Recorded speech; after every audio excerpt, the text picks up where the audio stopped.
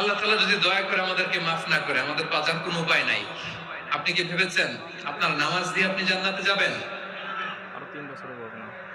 আপনি তাহাজ্জুদ গুজার, সেজদা দিতে দিতে কপালে দাগ ফেলেছেন, এটা আপনারে জান্নাতে নেবে না।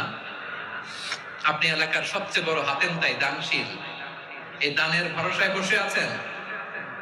কশিন কালো কথা, আমাদের নামাজ, আমাদের রোজা, আমাদের ইবাদত, এগুলোকে মিজানের পাল্লায় উঠালে কোনো ওজনই হবে না। তবে আমাদের একটা কৌশল জানা আছে, আমরা আল্লাহর রহমতের ভিখারি। আমরা সেদিন আগেই গুনার স্বীকৃতি দিয়ে দেব। আমরা বলবো, আল্লাহ তুমি প্রশ্ন করার আগে তোমার একটা কথা বলি, আমারে কিছু জিজ্ঞেস করো না, আমি সব করেছি।